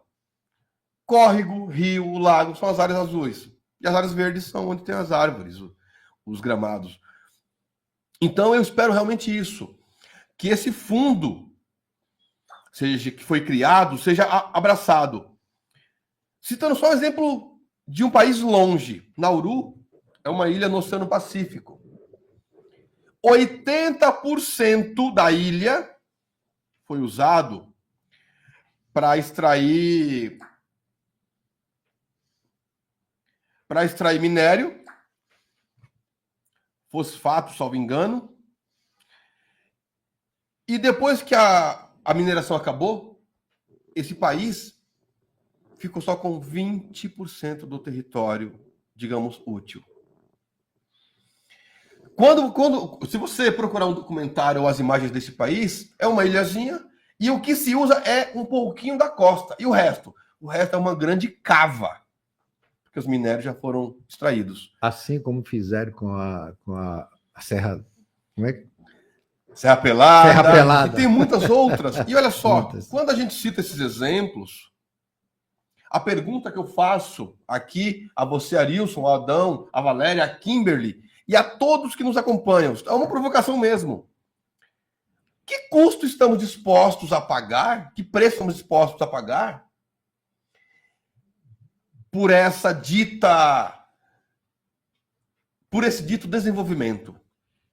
Porque eu tenho aqui vários exemplos no Brasil e tem exemplos de São Paulo, que é onde eu quero chegar. É onde eu quero chegar para discutir, inclusive, incineradores. Em São Mateus, em Peru e em Santa Amaro. Extremo do extremo. Os 3 extremos. Periferias. Periferias. Onde tem pretos, pobres. Pardos e periféricos. Talvez pobres de tão pretos. Como disse o poeta. Pretos de tão pobres. Pretos de tão pobres. Então, é um pouco isso. Quer ver um exemplo simples? A Braskem, empresa multinacional, iria receber um prêmio na Europa. Esqueci aqui o país. Se a Valéria lembrar, me fala depois, por favor. Olha que interessante. Ela ia receber um prêmio mundial de boas práticas ambientais, greenwashing. Mas eles conhecem Maceió? Calma, vou citar. Aí, como diria a Kimberly, aí o movimento foi lá. E olha só, no mínimo, desde 2018, para extrair o salgema em Maceió. Salgema nada mais é, quem nos ouve, um minério que está no subsolo, joga água para diluir e depois suga. Fez um bairro inteiro simplesmente afundar. Solopar. A Braskem, que é uma empresa multimilionária, até hoje não resolveu. E vou contar a parte pior.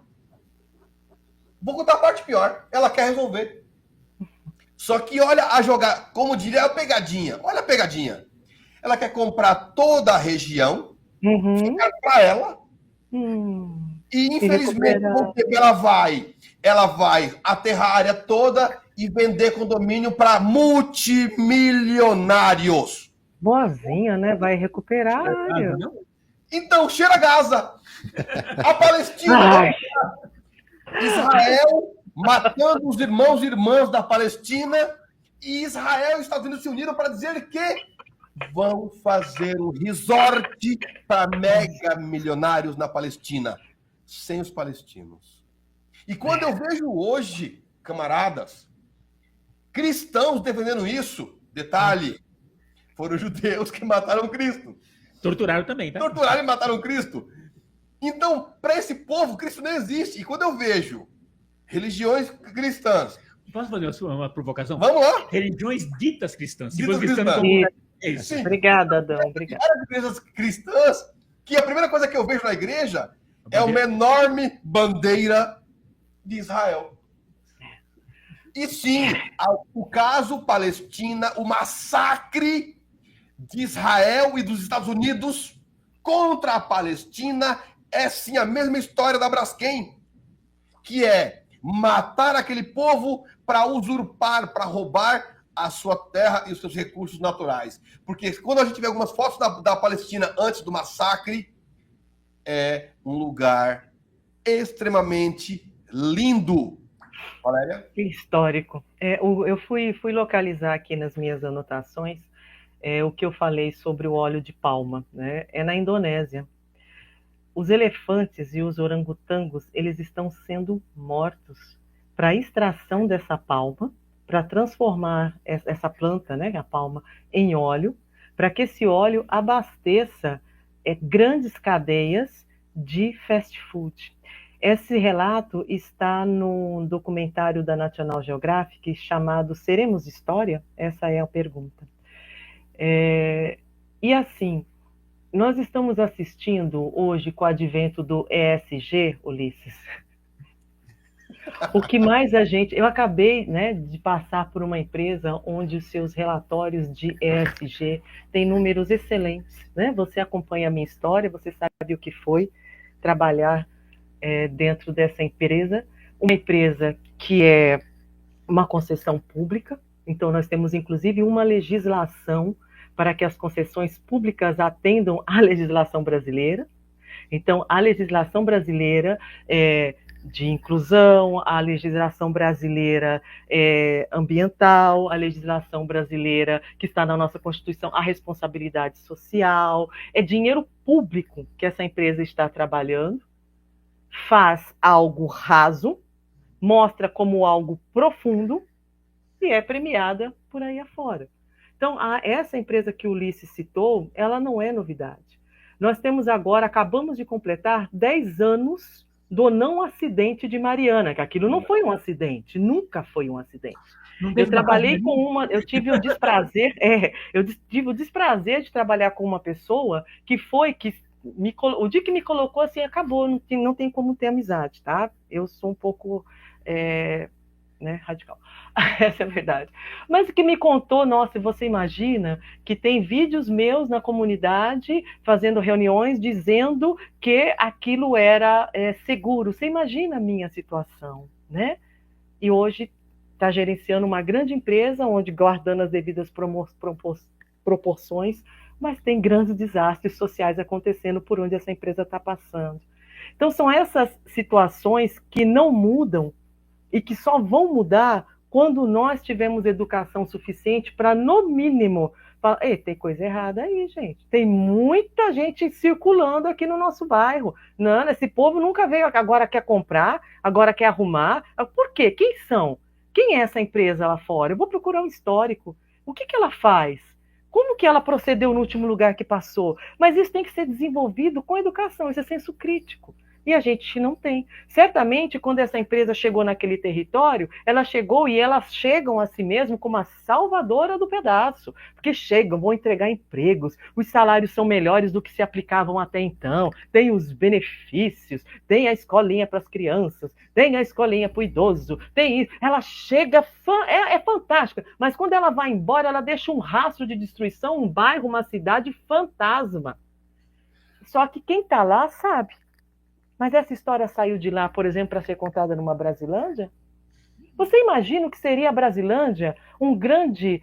isso foi uma fala, inclusive, uma vez do professor Mauro Leonel. Vocês imaginam essa periferia de vocês? Eu estou aqui no Morro Doce e fizemos uma reunião. O que imagina quanto vale essas terras lindas, rodeadas por essas matas maravilhosas para o mercado imobiliário? E a gente percebe cada vez mais esse adensamento, a gente percebe cada vez mais um plano diretor autorizando construção de prédios, construção de condomínios. Eu estive na Brasilândia recentemente, entrei ali pela Rua do Sabão, para a Estrada do Sabão, eu fiquei horrorizada com o que aconteceu. Casas de pessoas que estudaram comigo não existem mais. São prédios sendo construídos. O que foi que aconteceu? Quem autorizou tudo isso? Isso aconteceu porque a gente não percebeu. E quando alguém percebeu, você fala demais. Essa associação é chata. Você não tem um outro assunto. Porque muitas vezes, e o Ulisses pode aqui me dizer, né, e contar, o quanto nós, dentro dos nossos territórios, somos aquelas pessoas tensas. E as pessoas, mas vocês veem conspiração em tudo. Mas não é conspiração, é senso crítico. É o alerta ligado, porque a gente conhece outros territórios que foram devastados, e devastados por quem está sendo premiado, tido como bonzinho. Olha, vocês estão falando de coisas, eu não posso perder 2 comentários para fazer. Vamos lá. Primeiro, pegando uma das falas da Valéria, que ela falou lá das baleias, eu sou sinólogo. Não perco filmes novos, nem que... Tem um dos filmes de Star Trek, que é De Volta para Casa, que uma civilização extraterrestre vem para cá procurar as baleias e já não tem mais baleias. Aí no episódio, o Capitão Kirk volta no tempo para resgatar 2 baleias Jubá para levar para o futuro para salvar a Terra da invasão. Eu assim, já esquece a questão tecnológica, mas vamos pensar na questão ecológica. E pensando nessa visão ecológica, assim, na verdade, há 2 provocações a ser feitas. Uma delas é 2013, com a secura dos rios voadores causados pelo desmatamento do Cerrado. Depois a Terra se equilibrou e voltou a ter o rio voador, voltou a chover. Mas não choveu em São Paulo em 2013, a maior seca da história, por causa do desmatamento do Cerrado, que acabou com a proteção natural de vegetação. Com isso, a luz do sol, que bateu naquela região, subiu e espantou o rio voador. Então, e assim, a outra provocação é sempre aquela que eu te passei um texto agora há pouco para você no celular. Porque sem cultura, gente, sem mudar a cultura, a gente vai continuar votando em negacionistas. O 2018 vai voltar a acontecer. 2018 não, desculpe-me. 2022, com o pior congresso da história, vai estar aí em 2026. Então, a gente precisa de uma questão chamada cultura. Eu parei para falar nisso, porque assim, aqui eu tenho uma questão de relógio na rádio, né? Sim. Sim. Nossa, já passou tudo isso. Eu acho que esse papo vai ter que marcar para a semana que vem para continuar, porque não acabou já. Já passou tudo isso que nós estamos aqui. Porque está muito bom essa conversa. Está tão bom que já me deu calor, já prendi os cabelos aqui. Quem só está escutando a rádio. Cultura, também, o pessoal tem que ter cultura e também consciência. Se pega o assunto que você falou, eu não lembro assim, que as pessoas às vezes vão votar, não vai com a consciência de quem vai votar, não sabe analisar primeiro quem é aquele candidato, vamos dizer assim, quem foi que ele fez, que tá. Chega lá na rua, são tudo corrupto mesmo, pega um papelzinho lá no chão e vota, aí daqui 2 dias, 3 dias, você pergunta, você votou em quem? Eu não sei. É dessa forma que as pessoas, falta um pouco também de consciência das pessoas. Ele fala do Rio aqui, lá na minha, eu sou lá da Bahia, eu moro, minha cidade fica às margens do Rio São Francisco. Não sei se você já viu o Velho Chico, conhecido o Velho Chico. O Velho Chico tem que a gente chama de braço, né? O braço do rio passa, assim, vamos dizer, no beiral da, vamos dizer assim, perto da cidade, na cidade, vamos dizer assim. Na beirinha da cidade. No meio tem uma ilha, e do outro lado é onde passa o rio principal, o Rio Grande, que ele mede, eu acho que mede mais ou menos 1.000 e poucos metros de largura, né? Lá no rio, o principal, e nesse braço, uns 20 ou 30 anos atrás, ele media mais ou menos 700 metros, 800 metros para atravessar, para ir para essa ilha, a nado e tudo. Hoje em dia, esse rio, esse braço do rio, foi preciso abrir um canal que onde fica o motor que abastece a cidade. Não existe mais esse braço do rio. Por quê? Por causa do desmatamento. O desmatamento tomou conta do leito onde passava esse braço. Hoje só tem simplesmente um canal que mede, eu acho que uns 20 metros, onde passa água, coloca a bomba, aí vem a chuva, ele enche, volta ao que era. Mas depois passa a chuva, acabou. Então, devido à degradação do meio ambiente, devido ao desmatamento que foram feitos. Então, está acontecendo isso com São Francisco. Eu acho que o Ulisses até conhece, você também, se você já conhece. Você vê lá, um absurdo. Quando eu vou lá, eu tenho pena. Sabe, minha infância, eu passei toda a minha vida, até 25 anos. Eu passei lá e vi esse rio tão saudável e hoje eu chego lá, está essa situação. Muito triste. Vocês fizeram uma pergunta no início, e aqui vamos, né? Meia hora falta apenas de programa, voou, né? Vocês fizeram uma pergunta no início do que nós esperamos, né? Eu, Ulisses, o que nós esperamos da COP30, que vai começar dia 10 de novembro, na segunda-feira.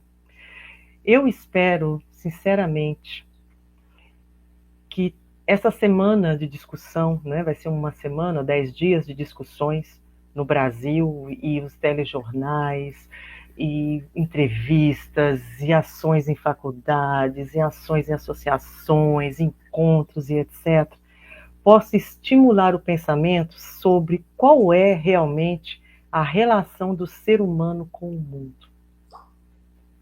que a gente possa sair dia 21 refletindo o que eu estou fazendo com a minha casa, que é o planeta Terra. Que escolhas que eu estou fazendo, quem que eu estou deixando entrar nas decisões da minha casa, chamado planeta Terra. É essa dimensão crítica que eu espero que nasça no coração de todos nós.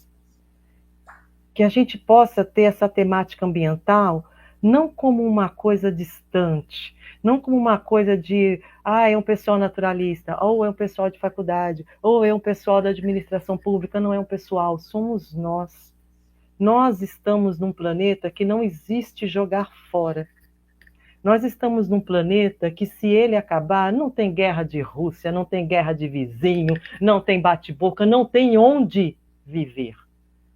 A minha expectativa é que a gente saia dessa COP, e aí nós precisávamos de alguém que viesse em rede pública, sabe, falar desse sentimento que é viver num planeta, esse sentimento de estar ligado com a vida do planeta. Quando a gente recebe alguma fala, são essas falas das estatísticas, são essas falas dos gráficos, são essas falas dos números frios. Mas eu gostaria que viessem em público, sabe, uma vez por dia, o que vimos na COP hoje, sabe, que viesse em rede pública, em rede nacional, que fosse obrigatório ter 5 minutos de fala, fazendo essa pergunta para a população. Você que chegou do trabalho, que ainda tem um trabalho, e você chegou do trabalho, e você vai comer, e você vai dormir, amanhã, quando você acordar, você poderia se responder uma pergunta: qual a sua relação com o mundo? E o que você pode fazer contra a destruição da tua casa? A tua casa é o planeta. Essa é a minha expectativa com a COP. É o que a Sueli Xavier fala. É o que a Sueli Xavier fala ali. Extremamente isso, Valéria. Temos que ter foco. Dá parabéns para você no nosso comentário.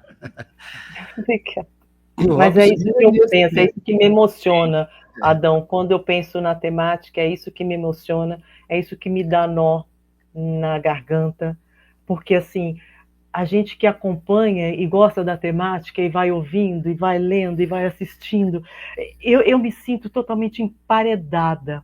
E às vezes eu fico na minha janela, olhando as pessoas, vão para lá e para cá, e celular na mão, e e, sabe, outro dia eu tenho aqui a felicidade de ter 2 árvores que estão sobrevivendo, só falta eu me amarrar nessas árvores para os vizinhos não derrubarem elas. Só está faltando essa última saída. Você tá perto do antigo Hospital Santa Cecília, que eu sei, tá? Perto da Marechal, com a Angélica e a Albuquerque Lins ali. Você está nesse pedacinho. Eu, felizmente, não. Eu estou no Morro Doce. Próximo aqui, ainda tem uma área de serra muito bonita, preservada às duras penas, né? Mas o que eu vou finalizar é, olha a brutalidade do ser humano. Aqui nós temos, nessa época do ano, pássaros migratórios que vêm de tudo quanto é canto. De manhã é uma coisa maravilhosa, não parece que eu estou num bairro urbano de periferia, aqui na grande metrópole, de tantos pássaros que cantam. E aí nós temos agora tucanos. E às vezes os tucanos me dão a honra de pousar na minha árvore magrela aqui, que sobrevivente de ataque de vizinhos, sobrevivente de poluição e etc. E aí, de repente, as pessoas começaram a se juntar e tentar tirar foto do tucano. E aí uma vizinha do outro lado da rua, né, fizeram tanto barulho que os tucanos foram embora, lógico. Mas ela falou assim, e eu estava na janela. Ela disse, mas que saco, não dá para tirar foto dele, essa árvore está atrapalhando. Eu abri a janela, eu falei assim, amor, oi, tudo bem? Ele veio aqui, foi por causa da árvore. Não foi para você tirar foto dele. É essa falta de educação que eu sinto falta no dia a dia. Meu amigo Liz, tem que pensar em fechar a conversa. Sim, vamos lá. Só dando aí alguns exemplos, agora brasileiros, e vamos puxar para São Paulo. Energia eólica, entre o dilema do desenvolvimento regional e o conflito socioambiental. É um artigo do Herbert e do José Gomes, da UFRN, Universidade Federal do Rio Grande do Norte. Aí, olha só. Desastre de Mariana completa 10 anos e moradores ainda não e moradores ainda buscam justiça, ou seja, ainda não foram indenizados. É matéria da Agência Brasil. Só citando alguns exemplos, tá? Vamos lá. 15 outras palavras. São Paulo, a periferia que engula o lixão. É um texto produzido pelo Matheus Muradas. Falando, então, de São Paulo. Nosso amigo Matheus Muradas, Sim. poeta, entre outras coisas. Sim, é um texto que fala sobre essa visão da Prefeitura de São Paulo, que enxerga as periferias enquanto depósito de lixo e, às vezes, depósito também de pessoas. Uhum. Jornal da USP. Periferia tem zonas com temperatura mais altas da cidade. É uma matéria de 15/5/25, do Fernando Ziborli e com arte do Gustavo Radaeli. Então, olha só. Quando eu citei que eu consegui comprar um ventilador para ter o mínimo de dignidade para poder trabalhar e estudar, a USP traz que periferias têm zonas com temperaturas mais altas da cidade de São Paulo. A Zona Leste é uma das áreas... Oi, Valéria. A Zona Leste é uma das áreas mais quentes da cidade de São Paulo. Sim. Tem uma diferença de onde eu estou aqui perto do Pico do Jaraguá, de quase 3 graus. Isso significa muita coisa no impacto da saúde das pessoas. Sim. Então, olha só, aqui eu estou dando exemplos de que, inclusive, com a mudança climática e os extremos climáticos, só explicando 2 coisas aqui. O Adão falou de rios voadores. Explicando para quem nos acompanha. É um termo que os cientistas, nós, criamos para definir toda a água que é evaporada das florestas da Amazônia e do Pantanal e vem aqui para o Sudeste. São Paulo, Paraná e vai descendo. Isso são os rios voadores. Rios voadores porque eles vêm realmente voando. São as nuvens. Tanto que em 2013, Adão, e quem nos ouve, São Paulo teve uma chuva negra. Sim. E não é ofensa aqui, tá? É porque queimou tantas árvores na Amazônia e no Cerrado que a poluição subiu. E quando choveu em São Paulo, choveu peito. A água trouxe toda a fuligem da chuva. Muito. Provando. Isso foi uma prova cabal de que existem os rios voadores. Estou só explicando isso. Mas olha só. Quando falamos aqui das periferias, é porque somos nós que somos mais atingidos. Quando faz calor, é muito calor. Quando chove, são quase enchentes.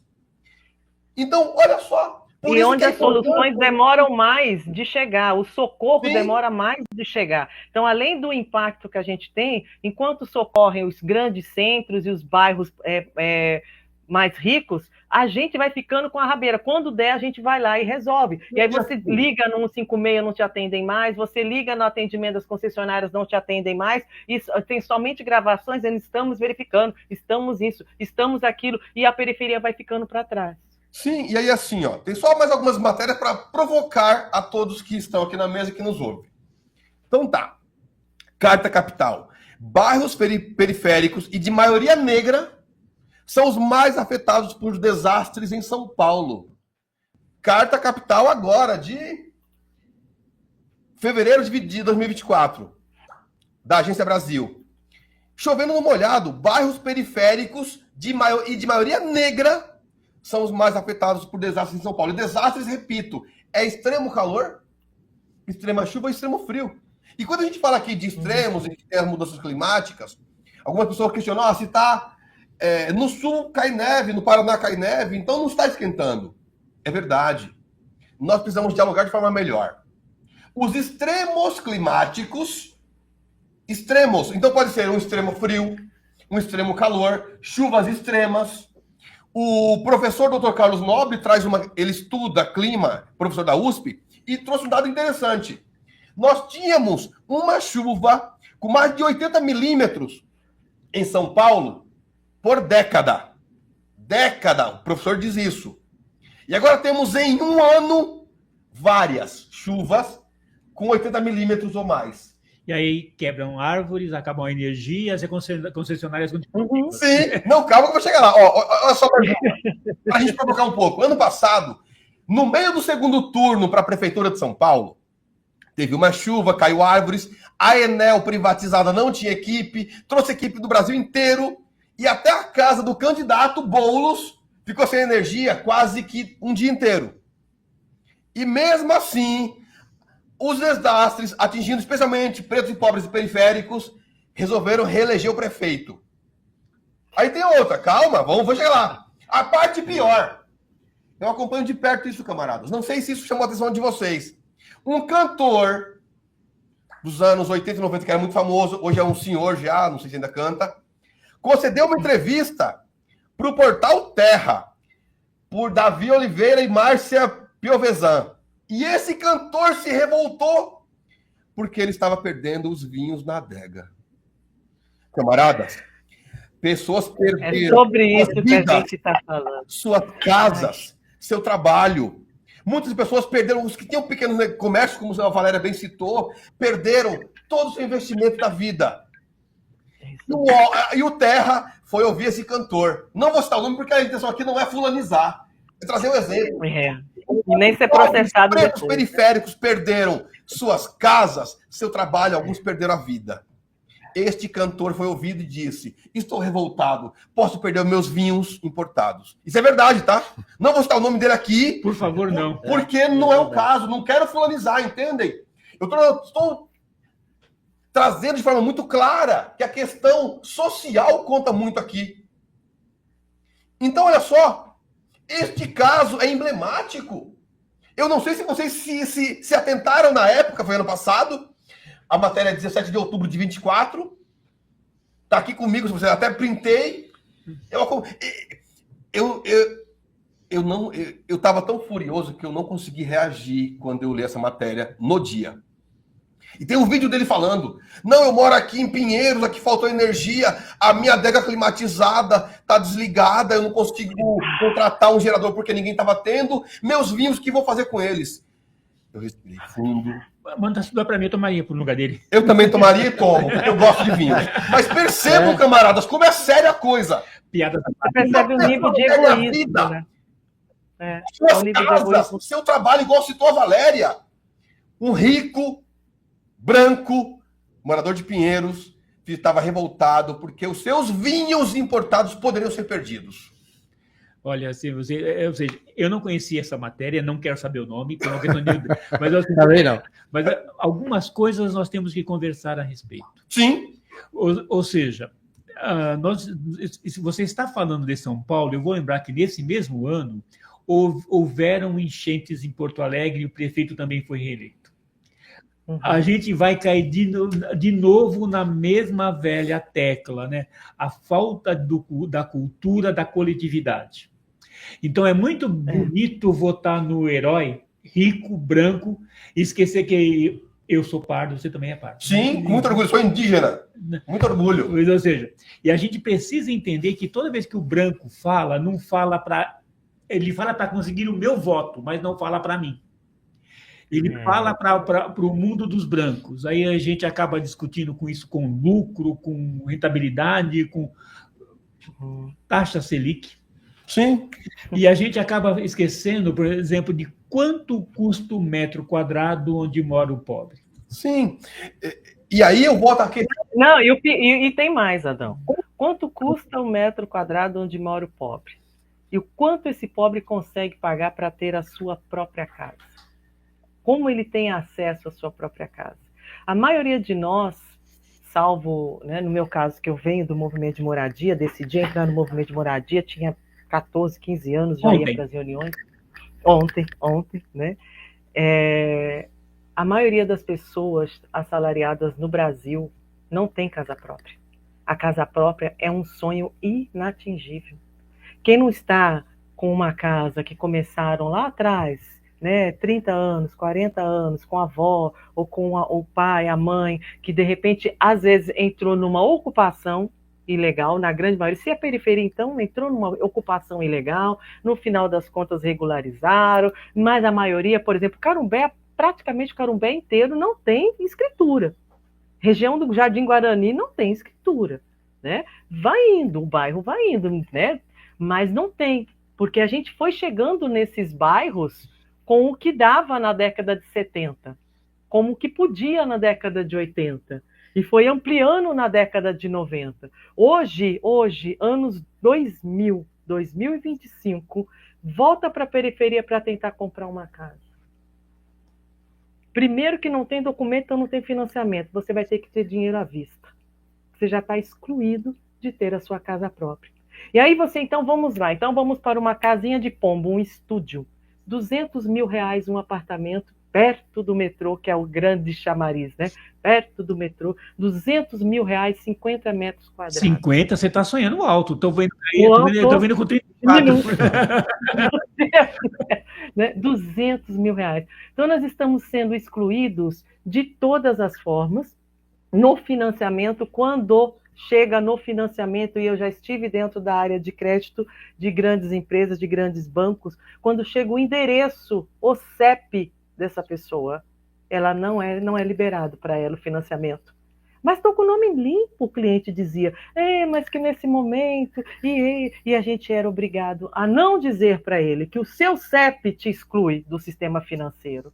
Então tem muita coisa por trás que está regrando as nossas vidas. E coisas que estão por trás, elas passam pelo Congresso, elas passam pelas câmaras municipais, elas passam por decisões nas assembleias, elas passam por políticas econômicas. E se a gente continua votando, eu vou fazer aqui uma alusão a quem faz passar a boiada, nós vamos continuar sendo excluídos e ficando fora de qualquer possibilidade de um sonho estruturado para ser realizado.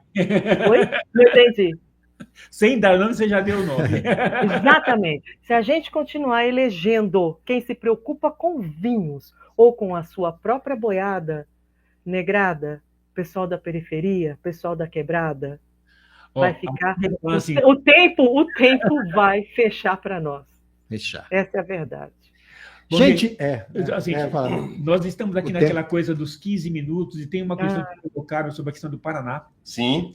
E tem a questão seguinte, e aí a gente vai falar no final, que o ano que vem tem eleição. É para passar a boiada ou para criar consciência? Sim, eu estava inclusive pensando nisso. A Sueli colocou no início, pediu para eu falar um pouco, Valéria, do furacão que tivemos ontem no Paraná. Sim, ótimo. Os furacões, a quem nos ouvem, eles são classificados de 1 a 5 de acordo com a gravidade. O do Paraná já chegou em 3. Olha, eu lembro que até uns aninhos atrás, e não muitos, o Brasil era um país sem furacões. Então, exatamente. Tem até um ditado popular, inclusive, em torno disso, né? Sim, e aí assim, falando só bem rapidamente sobre isso, os extremos climáticos propiciam isso, infelizmente, e cada vez mais. Me solidarizo com os camaradas e as camaradas do Paraná. Espero que o governador que foi eleito, que está acabando o mandato agora, faça alguma coisa. Não, acabou o mandato, eles só são 2 vezes. Espero que os camaradas e as camaradas do Paraná votem com consciência, porque é neste momento que as coisas mudam. Vou dar só um exemplo deste ano. A Valéria citou o Rio Grande do Sul. Ano passado, caiu as primeiras gotas, o Semadem, não lembro, eu creio que foi o Semadem, disse para o governo do Rio Grande do Sul, vai chover forte, atenção. O então governador e o secretário do Meio Ambiente disseram, tudo normal. E ele, o governador, veio para São Paulo, com o seu acompanhante, com o seu marido. Maior catástrofe do Rio Grande do Sul da história. Aí ele voltou para o Rio Grande do Sul, colocou o coletinho, estava lá, com a mídia toda divulgando ele, o nome dele, para que ele pudesse ser concorrente à presidência. Este ano teve de novo. Eu assisti 10 dias e falava com a minha irmã todo dia. De novo a mídia, todos os canais não citavam que existe um governador. Este ano, camaradas, ele não quis vestir colete, ele não quis entrar na água, ele não fez nada. Não pode se eleger? Não fez nada. Entendem? Então, assim, é isso. Uma pastora gravou um vídeo muito emocionada, sobre o massacre no Rio de Janeiro, onde pretos e pobres fardados subiram o morro para matar pretos e pobres sem farda. E ela diz uma fala importante, Valéria, e a todos que nos acompanham, que é: até quando nós vamos caminhar com as próprias pernas para o navio negreiro? Ela diz isso quase chorando, é uma senhora negra, com uma consciência política, social muito grande. Ela diz, não é pelos meus filhos são adultos formados, minhas netas são adultas formadas, eu estou falando pelos nossos iguais, pelo nosso povo, pela nossa periferia. Até quando? Porque a grande pergunta que eu faço aqui, provoco o Arilson, o Adão, a Kimberly, a Valéria, todos que nos ouvem, é uma provocação mesmo. Quanto estamos dispostos a pagar pelas nossas vidas, pela nossa saúde? Por exemplo, com os incineradores. São Mateus é uma das menores coberturas vegetais da cidade. A prefeitura não olha para São Mateus como um local para política pública. Olha, como disse o companheiro Matheus Murada, um lixão. E agora quer socar lá também, além de mais um lixão, um incinerador. Então, quanto estamos dispostos a pagar pelo desenvolvimento dos companheiros da Braskem, lá de Maceió, pelos companheiros e companheiras de Mariana, e pelos companheiros e companheiras mundo afora? Até quando nós vamos aceitar? Valéria, eu falei aqui no nosso último encontro. Quem está ganhando com implantar 3 incineradores em São Paulo? Quem está ganhando? Eu sei quem está perdendo. Quem está perdendo não somos nós. Povo pobre, preto, periférico. E quando eu falo aqui povo preto, povo negro, não são só os negros, lógico. Temos alguns brancos, muitos brancos, pobres também. Mas por isso que eu falo preto e periférico. É o povo periférico de Perus que vai sofrer com a poluição aqui. E não existe até agora nenhuma forma de incineração que seja segura. Não. E o que é pior, quando falamos de queimar, por exemplo, bagaço de cana, é orgânico. Os filtros filtram tudo. Quando falamos de queimar, Adão, lá do lado da minha casa tem a petroquímica. Química. Quando você incinera produtos químicos, geram outros produtos químicos e, segundo estudos recentes, nem o filtro consegue filtrar essas partículas de poluentes. Então não é mais o cheiro do mato queimado, é muito pior. Às vezes, nem cheiro tem, camaradas. Temos que nos perguntar isso. Temos que perguntar isso ao prefeito, ao secretário, a toda a equipe. Até quando essas pessoas vão fazer política pública para acabar com a saúde do nosso povo e, infelizmente, com a vida do nosso povo? Quem vai pagar a conta? Esse é o grande debate da COP30. E esse tem que ser o nosso grande debate a cada dia. Olha, assim, eu vou aqui olhar para o relógio. Já está. Porque nós temos que pensar em algumas coisas que nós estamos trazendo, né? Primeira coisa, né? Toda combustão completa vira cinza e água, tá? Só para lembrar, tá? Então, o que gera outros poluentes não é combustão completa, não é combustão orgânica. Só para a gente acabar, pontuar essa conversa. Quando você coloca um incinerador em Perus, você não está falando só em poluir a cidade de São Paulo. Você está falando em poluir Caieiras, Santana do Parnaíba, Osasco, Carapicuíba e adjacências. Branco da Rocha e assim vai. Branco de adjacências. Quando você fala em São Mateus, Santo Amaro, você está saindo daqui para Itapecerica, para Tabuão, Embu e outras áreas. Em São Mateus, talvez aí eu vou ter que pedir... Mauá, Suzano, Mogi. Eu vou pedir desculpa, né, porque tem uma questão a eólica, do vento. Sim. O vento vai soprar do mar para cá e talvez não vá para Mauá. Venha para cá mesmo. Venha até para o centro da cidade. Porque eu tenho que pensar que existe uma questão de baixa pressão e é provável que o ar não leve essa poluição para Mauá. É provável, não é certo, tá? É isso aí. Certo. Horário, vamos lá. Eu não fiz É isso, eu só estou de olho no relógio ali. Ó. Eu não fiz o cálculo, estou pensando de cabeça 9 minutos. de gravidades. Mas a gente precisa se preocupar com o problema. E eu realmente vou ter que falar aquela coisa. Vocês têm 5 minutos para se despedir, porque eu tenho que botar uma pergunta para 5 não, 5 no seu celular. 5 não é 5. 3 para cada um e olhe lá. Sei lá, né? Vamos às nossas considerações finais, senão nós teremos, ó. Primeiras mulheres? Pode ser. Valéria, eu já agradeço de coração pela presença, pela vinda. As portas serão abertas sempre. Sempre abertas. Para o Ulisses também, a gente agradece aqui pelo nosso papo legal, maravilhoso, que as pessoas tomam consciência de tudo isso que vocês falaram, né? Vamos esperar. Perfeito. Muito obrigada. A Kimberly. A Kimberly também, agradecer pela presença dela também, desculpa. Tá aberto, tá ótimo. Né?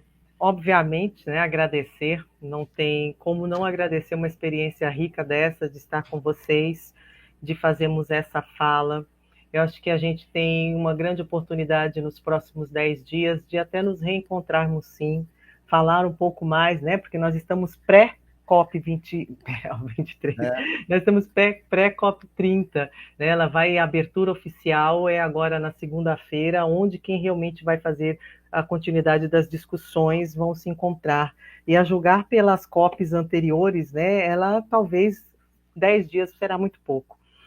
Eu quero agradecer, eu quero dizer para vocês que a luta pelo clima é também a luta pelo direito do bem viver. Eu acho que o resumo da minha fala e de tudo isso que eu venho falando, que está me incomodando, é de perceber que nós não estamos vivendo bem. Nós estamos doentes emocionalmente, nós estamos com problemas de relacionamento, nós estamos nos afastando do que é certo, que é puro, que é justo, cada vez mais, e transformando tudo isso em produto, em prateleiras, onde eu escolho, não gosto, cancelo, eu deixo para lá, e isso está se refletindo em todos os lados das nossas vidas, inclusive na questão da nossa relação com o meio ambiente.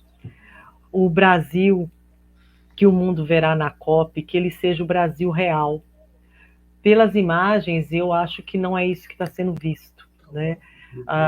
Está sendo mostrado muito um Brasil comercial. Eu acho que eu estou pensando isso, quem mora lá, né? Que está tirando foto com celebridade. Eu não sei, eu estou com tanto desejo de mudanças que estou dispensando fotos com celebridades para ver realmente mudanças, para ver pessoas que sejam influenciadoras de mudanças reais, para que os nossos sonhos, que vêm resistindo há tanto tempo, eles possam ser vividos num planeta que pede equilíbrio, de pessoas que respondem com consciência, com solidariedade e com ação efetiva para transformar essa nossa geração numa geração que possa deixar um legado para a próxima geração.